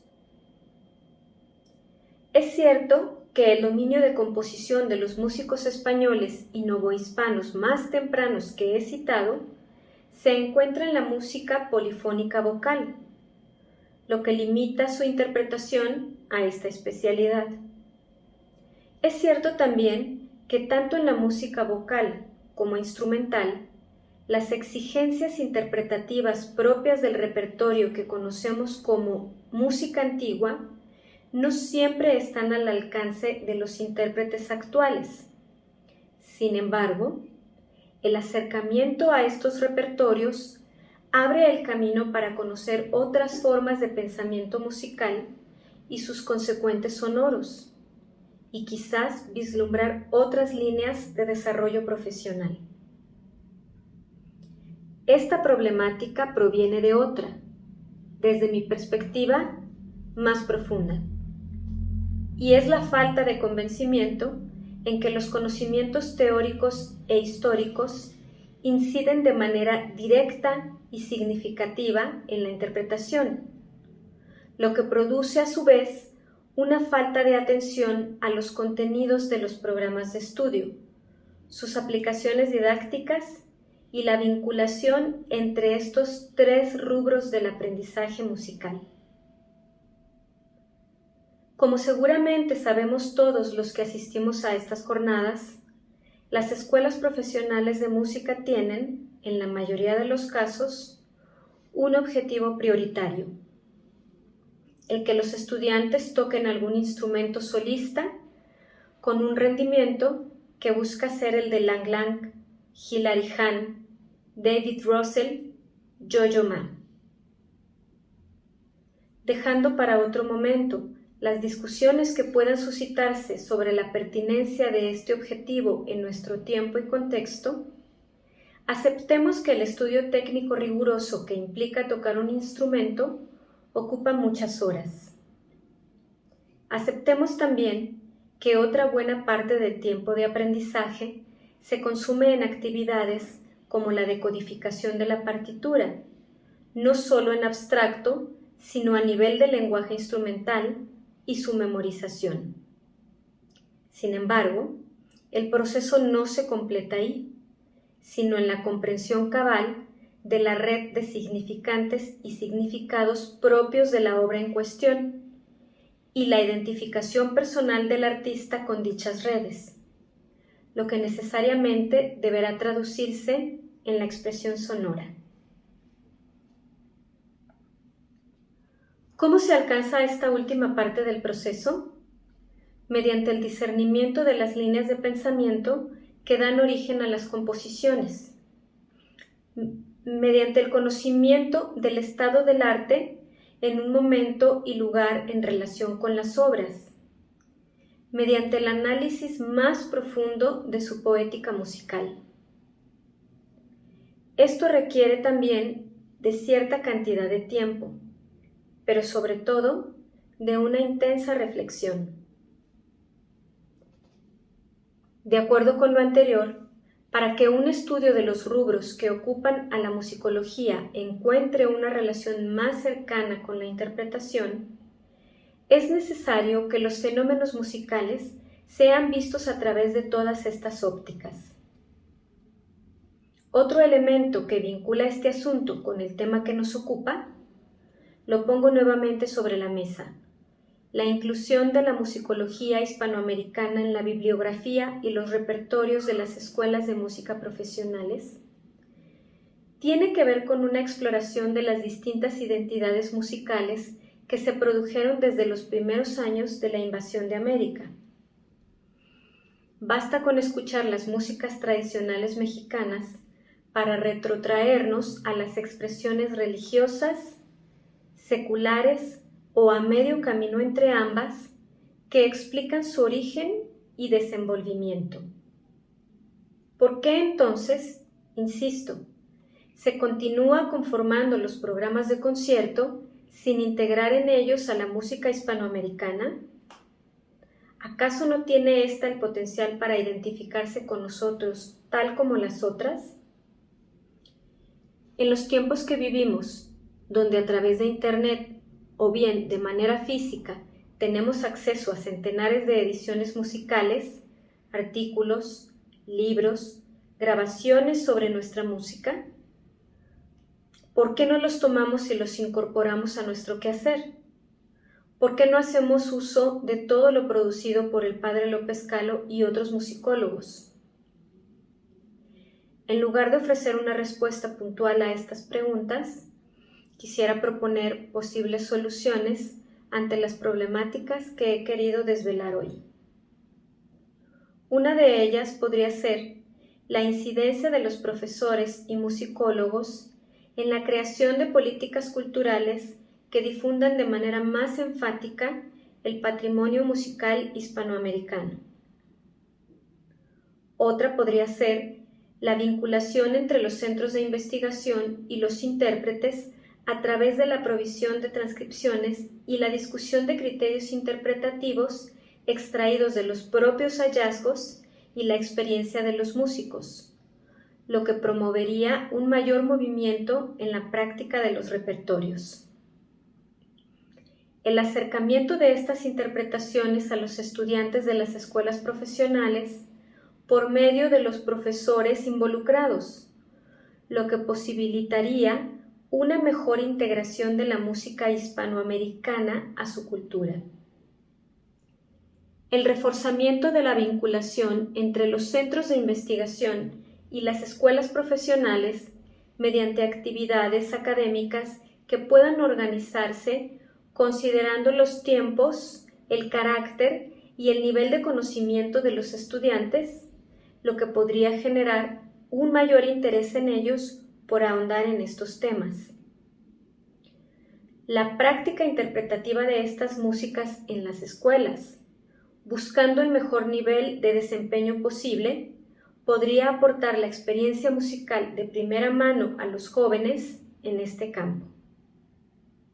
La actualización docente continua en cuanto a los avances de la musicología, tanto a nivel internacional como local, podría proveer más y mejores herramientas y materiales a los profesores, con la consecuente incorporación de los mismos a los programas de estudio.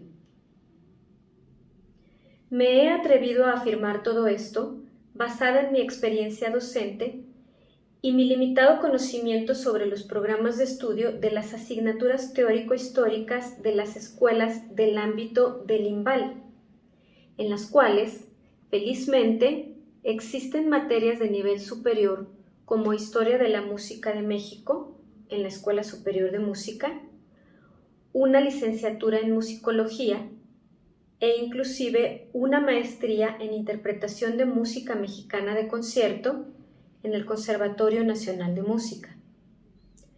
Pero aún con estos significativos planteamientos académicos, me parece que la historia y los repertorios de la música hispanoamericana novohispana no han permeado del todo al interior de las clases, en los materiales, informaciones y ejemplos grabados que nutren el aprendizaje de los estudiantes. Ya me comentarán ustedes, si cabe la posibilidad, cuál es la situación en sus centros de trabajo. Gracias.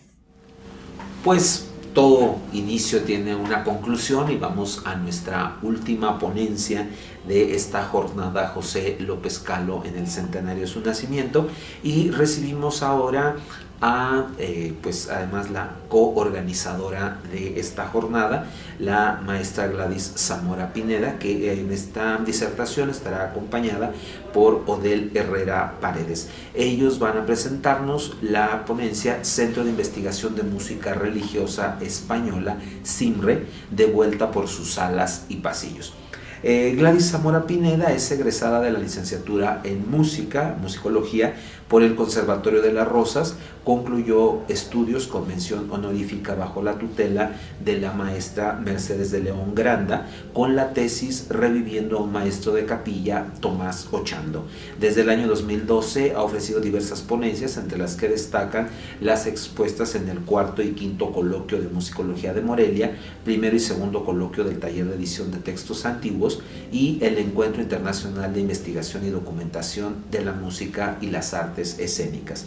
En 2014 y 2015 participó en el curso Música en Compostela, impartido por el padre José López Calo en Santiago de Compostela, España, obteniendo el premio Andrés Segovia José Miguel Ruiz Morales. En 2016 concluyó la maestría en el programa de posgrado en música de la UNAM, obteniendo mención honorífica con la tesis El oficio y misa de difuntos de Tomás Ochando, entre la tradición y el estilo italiano, una aproximación crítica a la obra del autor a través de su música fúnebre. Mismo trabajo que ganó el concurso de selección interno para la publicación de tesis colección posgrado. Recientemente fue beneficiada con la beca de movilidad SEGIP de la Fundación Carolina y actualmente cursa el doctorado dentro del mismo programa de la UNAM bajo la tutela de Luis Antonio González Marín, y continúa profundizando sus investigaciones en torno al estudio de la música novohispana del siglo XVIII. En el caso de Odel Herrera Paredes, es musicólogo por el Conservatorio de las Rosas, participó en el curso Música en Compostela como alumno del padre López Calo en 2014 y 2015. Su formación es como violinista y ha realizado investigaciones en torno a los instrumentos de resguardo del Colegio de Santa Rosa en Morelia. Vamos a escuchar esta interesante disertación con Gladys Zamora Pineda y Odel Herrera Paredes, Centro de Investigación de Música Religiosa Española, CIMRE, de vuelta a sus salas y pasillos. Hola a todas y todos. Antes que nada, quiero decir que es un gusto enorme para mí estar en este evento. Quiero agradecer ampliamente a Luis Fernando Padrón y al Instituto Potosino de Bellas Artes por invitarme a ser parte de la jornada, pero también por invitarme a ser parte del comité organizador. Ha sido una verdadera dicha convocar a colegas y amigos en estas semanas para conmemorar a través de nuestras investigaciones y nuestros recuerdos la memoria y el natalicio del Padre Calo. Estoy segura de que para él no habría mejor forma de hacerlo que haciendo musicología, hablando de música y sobre todo compartiendo entre todos.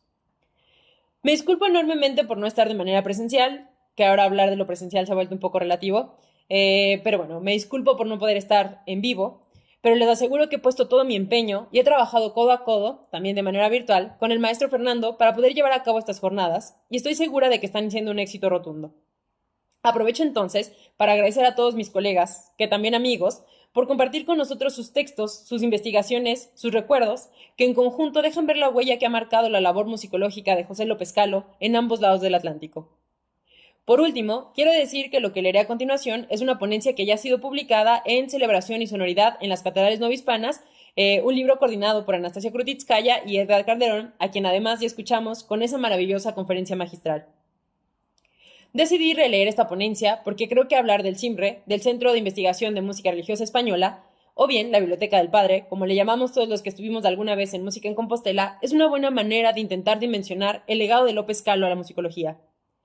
En modo de anécdota, les comparto que este texto lo hicimos mi colega Odel Herrera y yo allá en 2014. Ese año, ese verano, conocimos al padre y unos días le bastaron para mostrarnos toda su generosidad e invitarnos a nosotros, jóvenes apenas iniciados en las artes musicológicas, a hacer esta ponencia. Que, si bien favorecía la difusión del CIMRE, hoy estoy convencida de que más que eso, nos abría las puertas al mundo de la investigación y el padre, estoy segura, lo hizo con toda conciencia. Así, Odel y yo pasamos algunas tardes de ese verano trabajando con el padre en su biblioteca. Era como haber conocido a una superestrella y que nos invitara a subir al escenario. Por ello, me permitiré leer la ponencia en el tiempo pretérito en que está escrita, en ese año en que López Calo aún vivía, y espero poder transmitirles así la riqueza del CIMRE y volver vívido ese momento en que Odel y yo nos paseábamos por las salas y pasillos de esa maravillosa biblioteca. Comienzo entonces. Centro de Investigación de Música Religiosa Española, CIMRE, 2 caminos para la investigación musicológica. Durante el curso de Música en Compostela, realizado en el mes de agosto del 2014, tuvimos la oportunidad de trabajar en la biblioteca del sacerdote jesuita español, José López Calo. El padre nos sugirió la posibilidad de dar a conocer, aunque fuese de manera general, el acervo que se resguarda entre los muros del CIMRE, orientándonos sobre la manera de cómo podíamos realizar la descripción, pues se trata de una biblioteca privada muy vasta. Está especializada en música religiosa española, pero debe entenderse esta finalidad en un sentido muy amplio. Una de las características más notables es que, además de los principales libros publicados a lo largo del siglo XX sobre música religiosa española o sobre música religiosa en general, contiene un número significativo de impresos antiguos y una gran cantidad de manuscritos. El padre Calo afirma, con su infalible memoria, que desde aproximadamente 1955 estuvo en contacto con muchas librerías cuyos catálogos de libros antiguos le permitieron conseguir bastante de lo que posee en su biblioteca. Por ejemplo, el procesionario de la Colegiata de Talavera de la Reina del siglo XIV, que como consta en la nota que él mismo escribió en el reverso de la tapa o encuadernación, fue adquirido en el anticuario de Madrid Estanislao Rodríguez el 4 de diciembre de 1995. Por otra parte, su biblioteca se entremezcla con su archivo personal, labor de casi 60 años de recoger datos en los archivos de las catedrales españolas, con la particularidad de que de esos 60 años, 52 estuvo acompañado y ayudado por su hermana María Teresa. Son más de 12.000 libretas en las que ellos dos anotaron una cantidad importante de datos respecto a la música y los músicos que encontraron al pasar hoja a hoja los volúmenes de actas capitulares de las catedrales o los legajos con cuentas de fábrica, notas de secretaría, etc. Las fichas de más de 30.000 composiciones que catalogaron en los archivos y que están perfectamente ordenadas en amplios ficheros.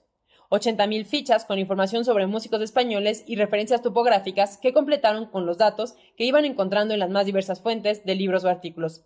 Y, por supuesto, las notas, borradores, estudios preliminares y más de los 80 libros y 300 artículos que lleva publicados sobre música religiosa española, así como de las conferencias de contenidos inéditos. La biblioteca, en ese entonces, ocupaba el tercer piso de un ala del antiguo convento de los agustinos, ahora destinado a residencia de los jesuitas de Santiago, y está organizada en secciones por materias y distribuida en 4 salas. La primera es donde trabaja el padre Calo y contiene 4 secciones principales: diccionarios de enciclopedias, 2, las carpetas con libretas del padre Calo y su hermana, 3, biografía y 4, valiosos.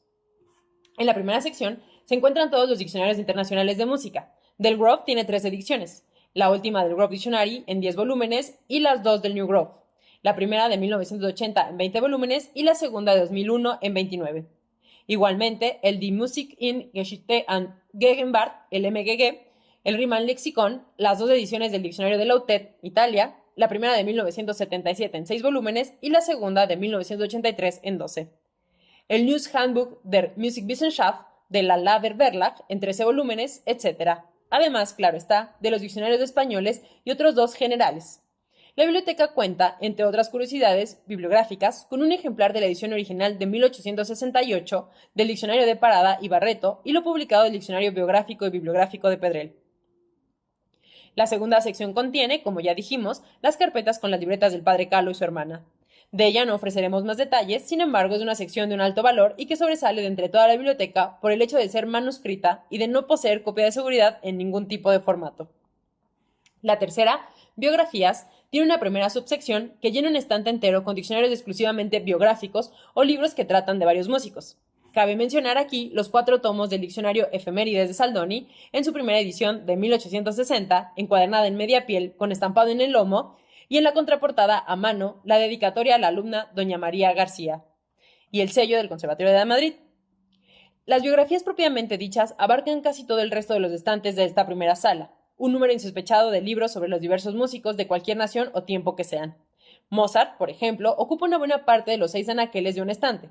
La sección incluye un ejemplar de la edición del Kegel, así como las obras completas del gran compositor vienés, publicadas por Bärenreiter en 20 volúmenes. También es importante la colección de libros sobre las óperas mozartianas. Algo parecido habría que decir de los otros grandes compositores universales, desde Bach o Beethoven hasta Schubert, Schumann o Brahms, Debussy o Stravinsky, y quizá más que de ningún otro, Verdi, por el simple hecho de que el padre Calo es un verdiano apasionado. Falta mencionar, por último, El viaje a Jerusalén de Francisco Guerrero, del que posee ediciones recientes y 4 antiguas, desde la primera de 1590 hasta la de Madrid de 1790, y de lo más reciente se podría señalar los 5 volúmenes autobiográficos de Pedrell, además, claro, está de los escritos ortásticos. En cuanto a los valiosos, el padre Calo confiesa pertenecer al gremio de los bibliófilos. Ha adquirido un alto número de las ediciones modernas facsimilares de códices medievales. Destaca, por ejemplo, el Códice del Beato de Liébana, incluyendo la edición de la Fundación Gulbenkian de Lisboa, que por ser un poco más tardía, aunque no inferior en belleza de sus miniaturas, no suele figurar en las monografías sobre esta notable fuente documental de la Edad Media.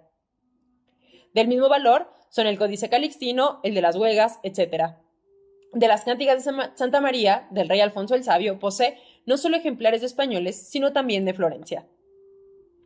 La sala segunda está dedicada a Higinio Anglés, rector del Pontificio Instituto de Música Sagrada de Roma, musicólogo excelso, consejero de 3 papas, consultor de varias congregaciones romanas y del Concilio Vaticano II, del quien el padre Calo suele decir que fue su maestro con mayúscula. En esta sala se custodia su archivo personal, que pocos días antes de morir le fue encargado al padre Calo. Son en total 18 cajas archivadoras, sin que hasta ahora haya permitido a nadie ver su contenido. La sala contiene 4 secciones principales, 1 España, 2 técnica musical, 3 revistas y 4 discos. España ocupa cerca de mitad de los estantes de la sala. La sección está dividida en varias subsecciones, general, secciones especiales, educación, folclore, ópera, zarzuela, historia, que esto subdivide en general y luego por siglos, y a continuación la parte principal por regiones y cada región por provincias. También en ella, entre los libros que la integran, se encuentran algunos que llaman la atención, todos los publicados en el siglo XIX y comienzos del XX por Carmena y Millán, Peña y Goñi, Barbieri, incluida la edición original del Cancionero de Palacio, Cotarello y Mori, y por supuesto los de Pedrell, Subirá, etc. El ejemplar de la edición original de la Crónica de la Ópera Italiana en Madrid de Carmena y Millán, con el importante prólogo de Barbieri, aparte de ser la edición original, tiene el valor añadido de estar dedicado y firmado por Barbieri mismo a José María Sbarbi. La misma sistematización caracteriza a las demás subsecciones. Por ejemplo, en la general se encuentra la España Sagrada del padre Flores, continuada por el padre Risco, que ocupa casi un estante completo.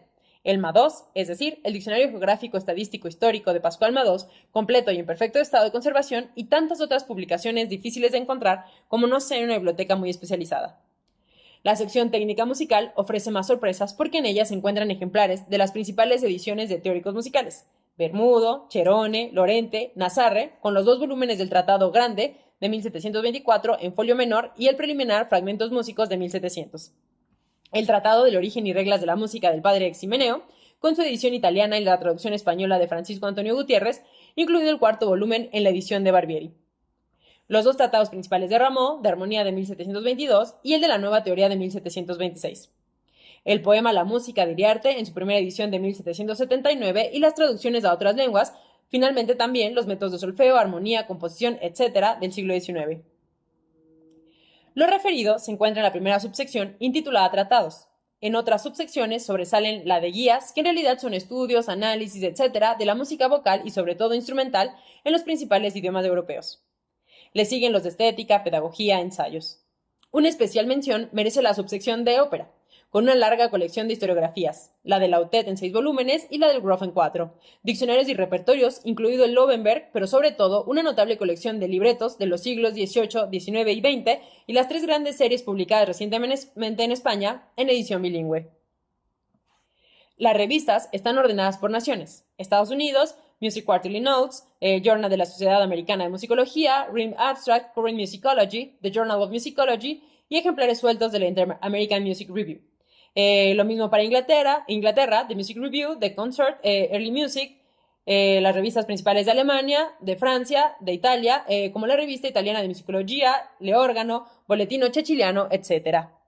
De España las hay del siglo XIX, de Eslava, Soriano Fuertes y varias de fin de siglo, como la Ilustración hispanoamericana del siglo XX.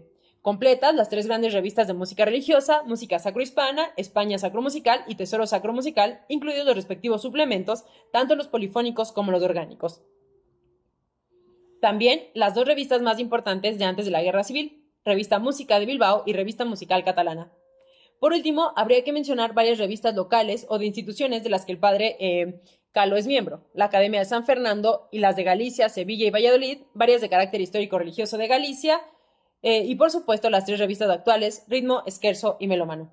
Finalmente, se cierra esta sala con una colección de discos, tanto en vinilo como en CD e incluso en Laserdisc, de ópera, música sinfónica, de cámara y de piano.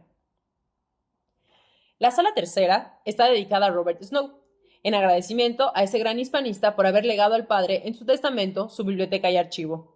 En lo referente a Hispanoamérica, contiene microfilms de archivos de Colombia, Guatemala, México y Venezuela. Pero además de la biblioteca y el archivo de Snow, esta sala contiene otras 2 secciones: música religiosa e historia. La música religiosa, dividida de nuevo en subsecciones, inicia con los libros antiguos, donde destacan en primer lugar los tratados litúrgicos desde comienzos del siglo XVI, por ejemplo, el Processionarum Secundum, Constitutionem Fatorum Ordinis Sancti Hieronimi, Nunc Denum Multis, Accessionibus Locupletatum, impreso en Alcalá en 1569, que se completa con otros de la misma orden. Tratados de los cistercenses, dominicos, franciscanos, carmelitas, etc., tratados antiguos de música sagrada en general, métodos, tratados teóricos, polémicos, sayas, donde sobresale el arte de canto eclesiástico y cantoral para uso de los seminarios. Del padre Antonio María Claret, en sus 2 ediciones, el de 1861 y 1863.